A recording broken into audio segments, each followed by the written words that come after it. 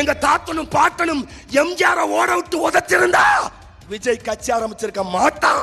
சாபக்கேடு. 70 வருஷத்துக்கு முன்னாடி இந்த கூட்டம் தற்கொலை கூட்டம் சொல்லியிருக்கான். அதை படிச்சுட்டு திரும்பி பார்த்தா விஜய் கட்சி ஆரம்பிச்சு வந்துட்டான் தற்கொலை கூட்டத்துக்கு. சட்டமன்றத்தில் மக்களுக்கான விவாதம்லாம் நடக்காது. நான் ஒரு கற்பனைக்கு சொல்றேன். தப்பி தவறி இந்த அணில் குஞ்சுகள் ஜெயிச்சு இந்த விஜயும் ஜெயிச்சு சட்டமன்றத்துக்கு போனா என்ன நடக்குன்னு கற்பனை மட்டும் செய்யுங்களேன். நீங்களே கற்பனை செய்யுங்களேன். என்ன நடக்கும்?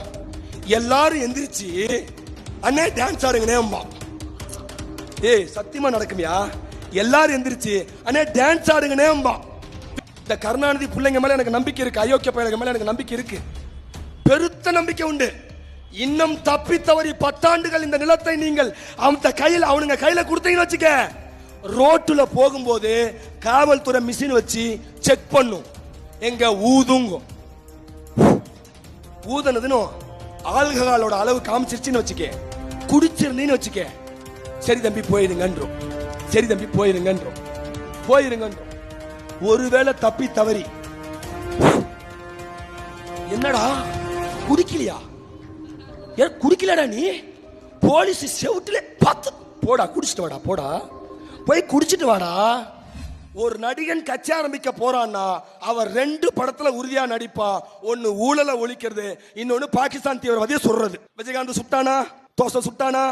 பாகிஸ்தான் தீவிரவாதியை சுட்டானா? விஜயகாந்த் பக்கா பிளான். அவன் கட்சி ஆரம்பிக்க போறான்னு அர்த்தம். கமலஹாசன் பாகிஸ்தான் தீவிரவாதி விஸ்வரூபம் படத்துல சுட்டானா? பக்கா பிளான், கட்சி ஆரம்பிக்க போறான். இந்த பையன் இவன் ஒரு படம் நடிச்சான், இந்த விஜய். அது என்ன ஒரு படம், அதுலயும் பாகிஸ்தான் தீவிரவாதியை சுட்டான். நிறைய படத்துல நடிச்சான். பீஸ்ட்னு வச்சுக்கோ. பாகிஸ்தான் தீவிரவாதியை சுட்டான். எத்தனை பேருக்கு தெரியும் இந்த அரசியல்?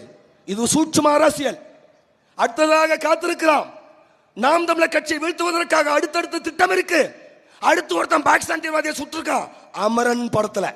அமரன்கிற படத்துல பக்கா பிளான். இப்ப என்ன பிரச்சனைனா, சீமானுக்கும் முன்னாடி இந்த அரசியல் எவனுக்குமே புரியல. சீமான் தம்பிகளும் வந்த பிறகு இந்த சூட்சுமம் புரிஞ்சிருச்சு.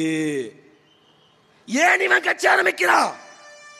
தமிழர் இடத்துல இருக்கிற பிரச்சனையை இவன் பேசுவானா? விஜய் பேசுவானா?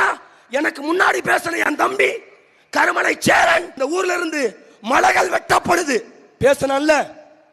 விஜய் கட்சி ஆரம்பிச்சு 2 வருஷத்துக்கு மேல ஆகுது இல்ல, எங்காவது ஒரு இடத்துல போய் மலையை வெட்டிட்டான்னு பேசினானா? காடுவளம் பறிபோகுதுன்னு பேசினானா?